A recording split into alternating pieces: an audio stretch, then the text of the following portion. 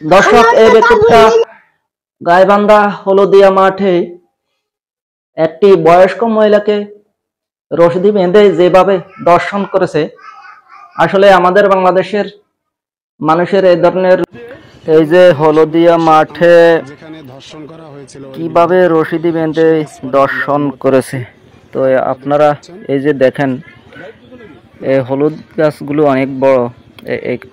এই হলুদ গাছের ভিতরে রশিদি বেঁধে এই 70 বছরের মহিলাটাকে দর্শন করেছে।